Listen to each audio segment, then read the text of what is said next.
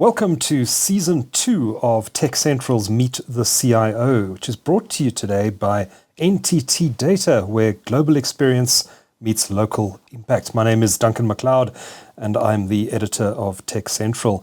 Now, this series of shows has proved very popular, certainly as Season 1. I thoroughly enjoyed some of the conversations that we had. In fact, we had some really great guests in Season 1 of Meet the CIO, so if you've missed any of those, do go back and have a listen or watch. They're available on YouTube, on TechCentral, of course, and also through your favorite podcasting service. But in no particular order, some of the great guests we had in Season 1 of Meet the CIO included Mareike Guest of Nedbank, Skalk Visser of Cell C, Carissa Varma of Microsoft, Jörg Fischer of Standard Bank Group, Bruce Pavley of Time Bank. I see they're now renaming themselves as GoTime, interestingly. Shabana Theva of Investec, Jose Suarez of the Capital Hotels Group, and Yoshin Padiachi of Tsebo Solutions Group. Now, we're into Season 2, and I'm very pleased to welcome our first guest of the new season. Khaya Mbanga is Chief Information and Digital Officer at BDO South Africa, where he also heads a business called BDO Digital. Very good to see you. Thanks for making the time, Khaya. Yeah, thanks a lot, Duncan. Good to be here. That's a pleasure, absolute pleasure. Now, BDO, largely an auditing firm, although I think you've got your fingers in a whole number of pies. Just give me the quick elevator pitch. Who is BDO? It's a global company. What do you do here in South Africa? Yeah, so BDO South Africa is part of a network of firms under the collective brand called BDO. Mm-hmm. We operate in about 190 countries. With presence in South Africa and in some territories on the African continent. Typical auditing firm, audit assurance, tax advisory. I lead a team called BDO Digital that operates under the advisory banner. Is that a consultancy? It's a professional services firm in the technology space, and we go to market with a range of digital services. But the firm itself is predominantly an audit firm. That's your bread and butter. That's where correct. It's come from. There we go. Yeah, that's where we really built up the firm. But as you would understand, you create relationships when you perform audits, and there comes a time when you then need to rotate off that account, but the relationships are still there. And you would have done some good work such that the client wants to retain your services in one form or another. Yes. And that's when then the channel 2, which is, channel 1 is typically audit, so channel 2 is everything else other than audit. I see. And that's where then, the consulting. And this audit rotation is actually in many markets is mandated. I think the JSE has a rule around it as well. Correct. Yeah. I mean, I think a lot of jurisdictions around the world have got this mandatory rotation. And it's just simply to have a level of, I suppose, governance and independence, in as far as the auditor doesn't get too close to the client. There we go. Yeah. And I mean, throughout the decades, we've heard one or two scandals, unfortunately. So I think the market is trying to, stop any sort of repeat of that. Okay. Yeah. Okay. I learned this morning that BDO is actually headquartered. BDO Global is headquartered in Belgium. The company is an abbreviation of Binder or Binder, I'm not sure how you pronounce that. Binder, Dijker, Otte. Yes. Well done. Yeah. The initials of the three founding firms that came together to form BDO. Obviously, that was a very, very long time ago, and the profession of auditing has changed substantially in that time. How important is technology in an auditing firm today? I mean, how much are you guys using modern technology to do your I think it's critical. Businesses can actually operate better using the right technologies, right? In as much as my value proposition for my business is, guys, we as the internal IT team supporting our entire firm is we have to help BDO be a better firm, whether that means creating more revenue for the firm or lowering the cost of doing business. But we do that using technology, right? And how you do that is you understand what you do manually, right? And then you decide what technology can be applied to digitize or automate that particular space. And of course, there's a plethora of technologies that you can choose, but it's really around the value that can be created through the use of that technology, as opposed to just, putting in money into a particular technology, but there's no foreseeable value. That's a dangerous path to follow. So excluding your role as head of BDO Digital, let's talk about your role as CIDO of BDO. What does that entail? What does your day-to-day job look like? So obviously you're providing a lot of support to the organization. Correct. But maybe take us through what your day-to-day entails. Yeah. So my role is really around providing strategic direction to the team in terms of that's the direction that BDO South Africa wants to take. How do we, as the technology team, help South Africa achieve that particular strategic direction, right? And there'll be, a couple of goals that hopefully are realistic. Our CEO and ExCo might decide that, you know what, guys, we need to digitize how we do audits. And, out of all the audits we have, 50% of all our audits will be digitized. Then that business imperative then, in terms of our sort of scope, it then translates into how we can support the audit teams in choosing the right technologies to then achieve the goal of digitizing audits, if that was the goal, right? Sometimes it's not even about selecting a technology. It could simply be about how do we tweak what we currently have just to ensure that we can bring some level of digitization to achieve the business outcome. So if you digitize audit, what's the end result? Well, you spend less hours on audits, but less hours doesn't mean you've done less work. You've achieved the same result, hopefully with the same level of quality, but with less hours, less input, less effort. That means then you've gotten some value because technology has helped you reduce the effort for the same result, and hopefully you can achieve more utilizing the same technology and more technologies down the roadmap. I imagine auditing, and I'm not an auditor and I have no experience in that field whatsoever, so I don't even know what the day-to-day of an auditor entails, but I imagine that it's a very people-centered work, that you're spending a lot of time looking at numbers, checking numbers, why is this not matching that, all that sort of thing. To what extent can that be automated, and at what point does automation become more of a problem than a solution? I mean, there's a lot of talk about how AI can be brought in to do a lot of automation inside companies, and there's also a lot of risk associated with that. And I presume the risk in auditing is particularly high. How do you manage automation while also minimizing the risk in the process? Yeah, it's a good question. So you're quite right. Audit is people intensive, right? And I mean, there's a whole sort of framework, that finds the right people, at that university level. Then we bring them in as trainees, and then we obviously train them in terms of our particular BDO methodology, in terms of how we audit. But speaking about audits as well, it might be people intensive, but we've discovered that there are actually areas within that, call it the value chain of auditing, where there are sweet spots for automation or digitization, right? So we typically segregate our audits between large audits and small audits, right? And that's typically driven by either the size of the sector, like financial services, a lot of those audits will probably fall in the large audits category. And within those large audits, you'll find that where we maybe collect data, that could be done in an automated fashion, especially if the source of that data is, of a digital means, right? And then when you then take it to the next phase where, some poor soul has to go through all that data, assess it, clean it, do all sorts of data cleansing just to ensure that they can make sense of that data.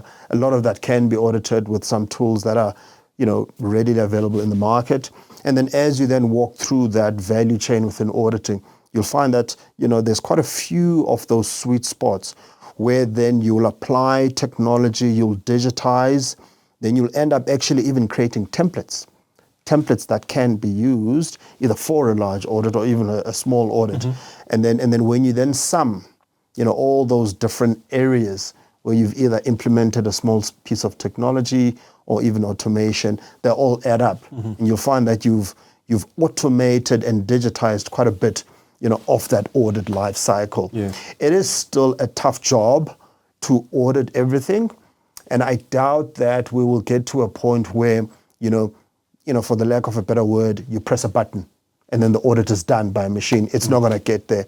But I doubt it. I think there'll be a case of we've used a lot of technology in the best means or way possible, but we still need to have a human being or human beings still verify the results or the output that has come out of that process, that auditing process, as automated or digitized as that process can be made. You still need to have a human being who applies their experience, their knowledge, to then offer some sort of result to the end client. But the machine could help them. 100%. And I'm just thinking, reporting or flagging issues is a very important role of an auditor. I'm reading JSE listed financial statements all the time, and there are audit opinions there and all that sort of thing. But very often, if there's a case of fraud or malfeasance or something going on in the company, it's the auditor who's going to pick it up first. Do you make use of AI and machine learning algorithms to look at numbers and then say to the auditor, there's something wrong here, you should dig deeper here? Do you do that currently? Yeah, very good question, Duncan. Look, we are getting into that space, I'll be honest with you.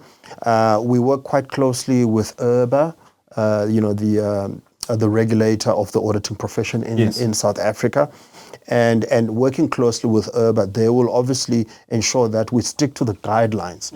Maybe let's call it the guardrails in terms of what can and cannot be done in as far as AI is concerned.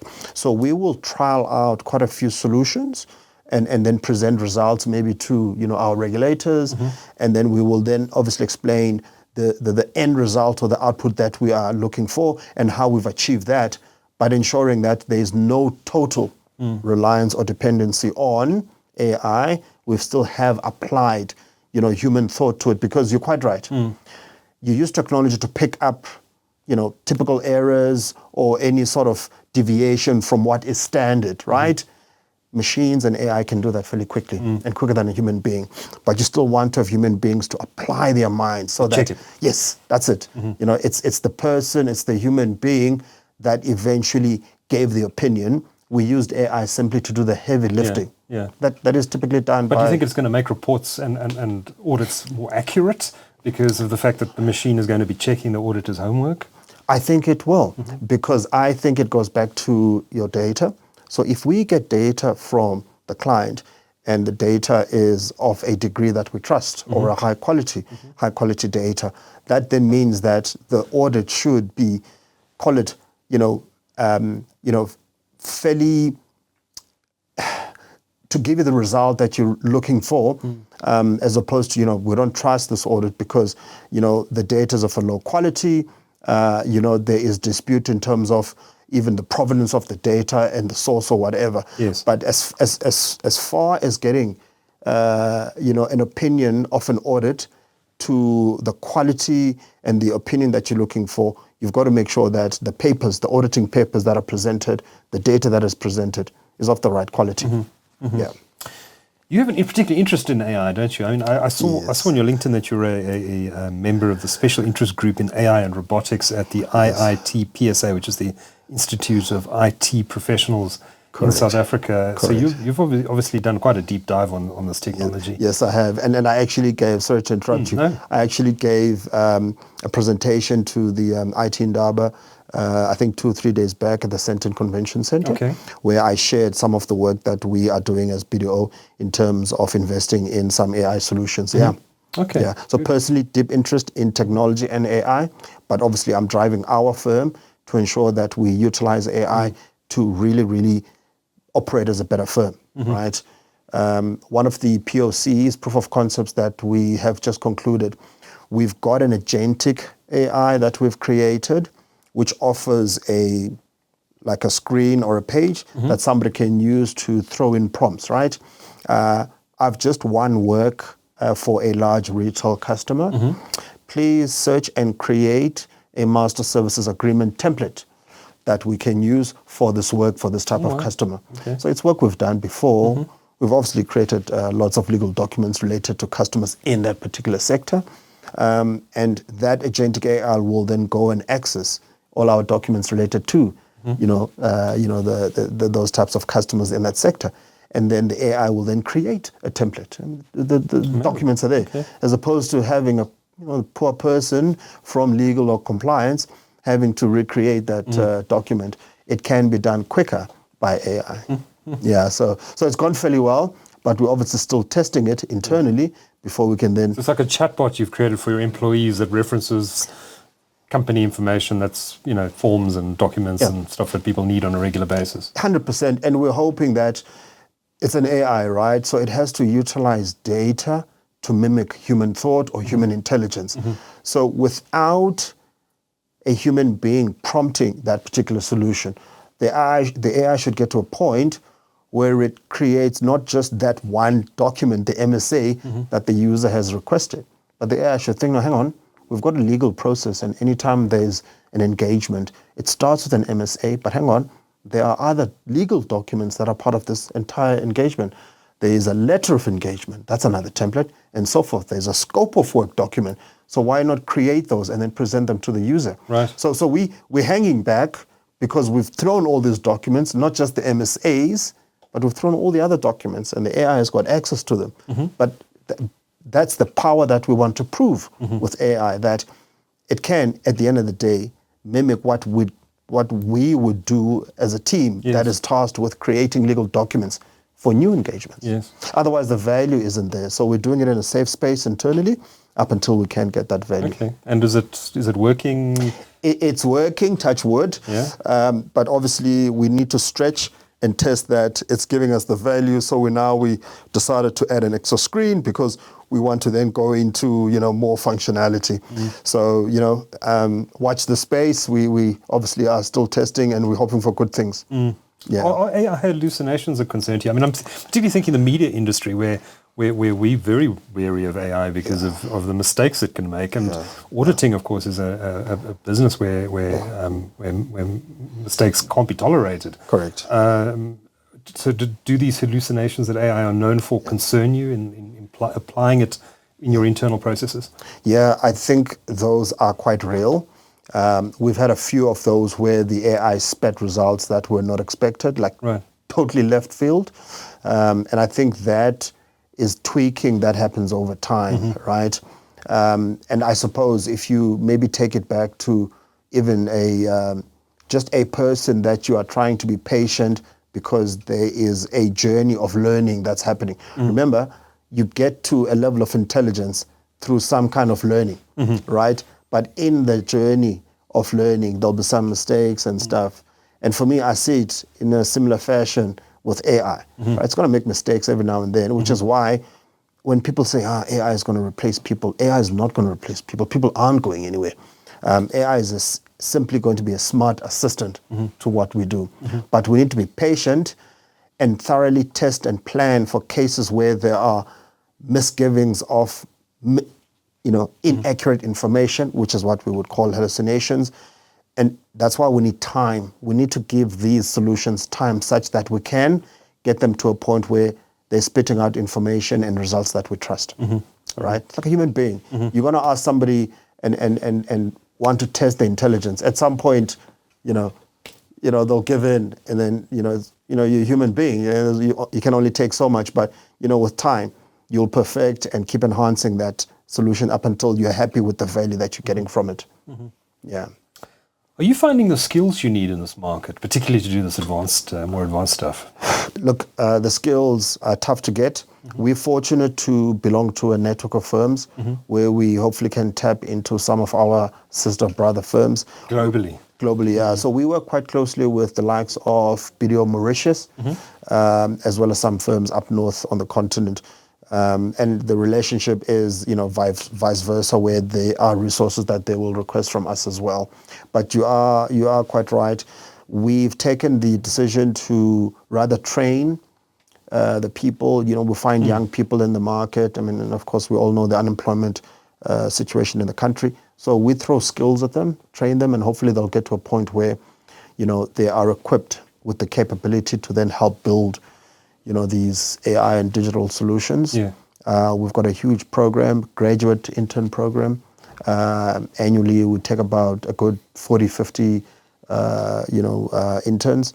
And then, we really just train them. And then we try to retain a lot of those yearly intakes, so that obviously, we've got a good crop of people that we can then create as a feeder pool for the skills that we require. Yeah. Okay. But it is tough to find the right people. They are expensive as well. And I suppose, it's just part of the, the demand supply type of force that you need to deal with. But yeah, I mean, I feel sorry sometimes for other firms that might not maybe belong to a network of firms. But I think locally we're doing a bit as well, just in terms of, finding people and training them and ensuring that they've got the right skills. I want to swing the conversation in a moment to just chat a bit about your background and how you got into this industry. But I want to ask you a last question on BDO, and specifically around cybersecurity. It's what everyone talks about these days. Do you have a separate function for that? Do you have a CISO in your organization as well, or does it sit under your purview? So it falls under my responsibility. So I've got a team that ensures that, we protect the organization. Because you've got a lot of information that is sensitive. Correct. Yeah, especially as a auditing. Yes, 100%. I mean, we've got, I think, what I would deem a holistic cybersecurity framework, where we focus on ensuring that we identify threats. And where then we have threats that we've identified. We put in the various mechanisms. It's a multi-layered approach, because with those different layers, you can have some sort of a defense in depth, So you defend here, and then if the threat manages to get through that first level, there's various layers, of protection. We've got policies, procedures, governance around cybersecurity. We train our employees to make sure that they've got the right level of awareness from a cyber perspective. And we've got obviously a business within our advisory pillar. There's a business, a cybersecurity business that goes to market or sells services to the market. So myself, in my internal role as the CIO, I work quite close with that team, just to ensure that obviously you're selling those services to the firm, but they need to benefit us as the firm as well. So I ensure that I tap into that existing capability to bolster, what we already have, as a defense mechanism. I think our cybersecurity posture as a firm is a fairly strong one, simply because we're quite protected from different facets, whether it's from an infrastructure perspective. We've got multi-factor authentication anytime you want to access any of our enterprise applications. Internally, we ensure that we train people. We are forever, ensuring that we keep our policies updated. We even have different phishing emails that we send out pretending that they're coming from outside. All right. And then you want to see how many people click on it. Yes, 100%. How many people do click on it? It is always interesting how many of those you get. But I think by and large, I think we're fairly comfortable, again, touch wood, in terms of how we are protecting our organization. Okay. Yeah. Okay.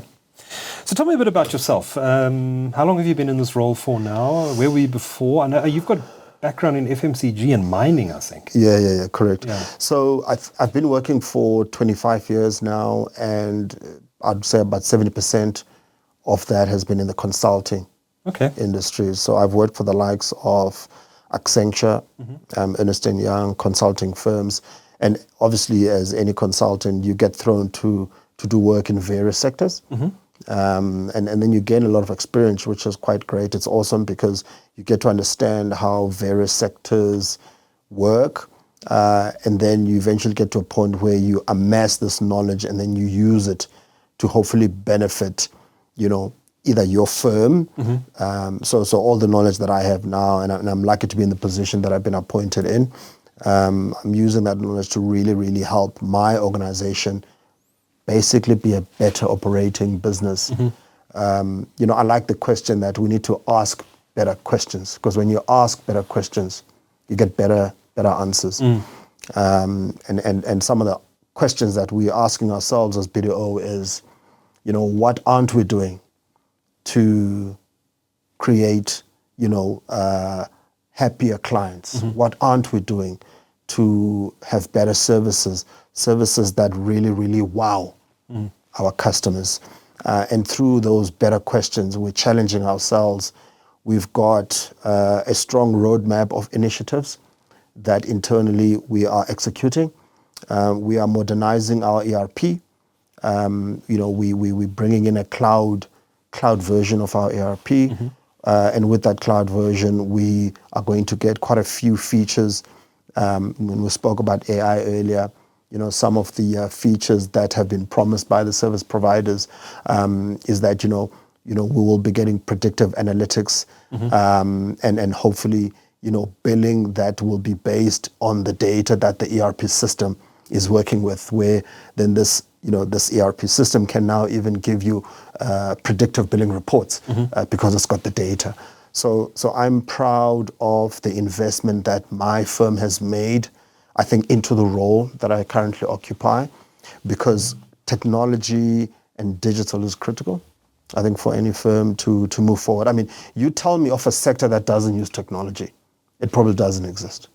Can't think of one off the top of my head. So I think, technology having a seat at the highest leadership forum of any firm is critical for me. Yeah. And I've even seen some firms that have really, really put in, their investment in technology, and they've reaped the benefits of that. Yeah. So I guess it's maybe a little bit of an unfair question to ask CIOs how they got into technology, because I know not all of them started out in interest in playing around with computers when they were kids. How did you get your start in tech? So my background is the normal, boring one. I started computer science. Okay. Down in the Eastern Cape. Studying after school or during school? In varsity. In varsity, okay. Yeah. So in school, I started a computer science club. Oh, nice. You would recall, we would be involved in quite a number of clubs at school, whether it's a chess club or whatever. I started one in my high school. Which high school? It was Dale College in King Williamstown. Oh, wow, okay. Yeah. I've heard of it. Yes, yeah. Quite famous. Yeah. Down in the Eastern Cape, yes, red and black. And it was just myself for a good few months in that computer club society. Okay. So that was embarrassing. But I had the interest in computers. What was your first computer? It was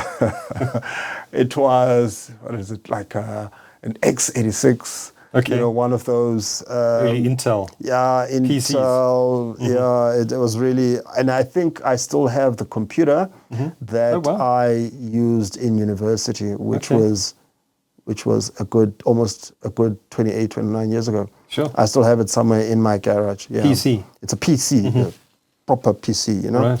With the disc, the slot for the disc. Oh, yeah, CD-ROM drive. Both the CD-ROM, the floppy. Yeah, exactly. How are you giving away your So age? I'm going way back.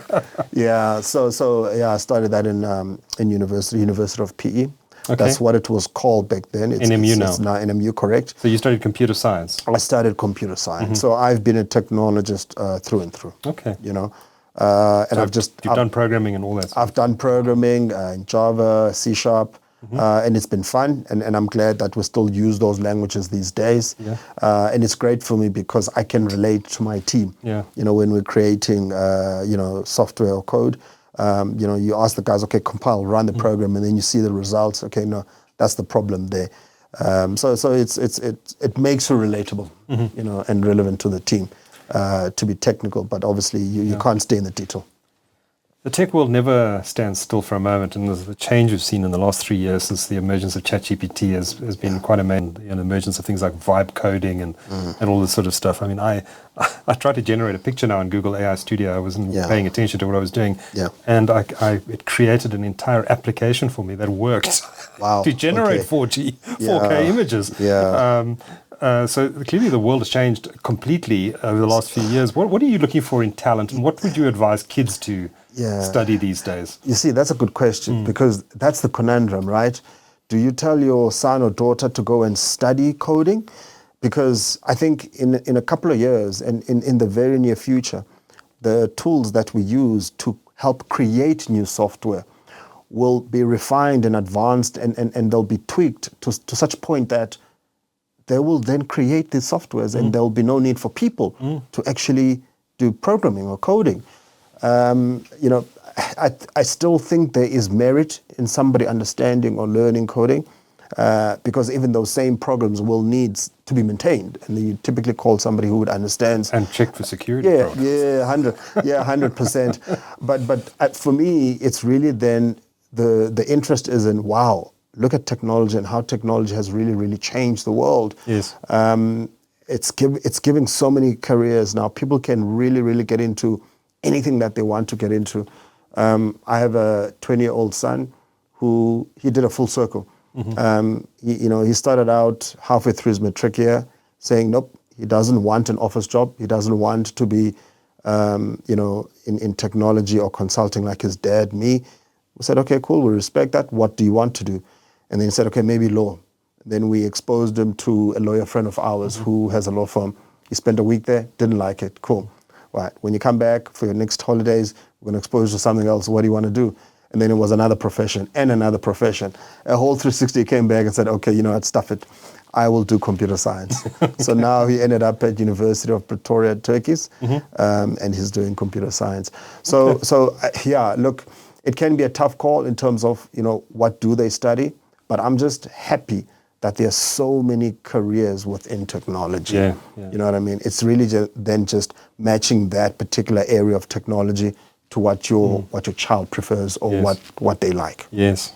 And it's changing so quickly though now. I think almost half the challenge or the task of parents and or universities is to teach kids about the importance of lifelong learning. Yeah, 100%. You're right. And it doesn't stop to such a point that now within my team, I've mandated that everybody is going to do a course either in AI or machine learning before the end of the financial year. And the reason I'm forcing that is, again, for me, the principle still holds.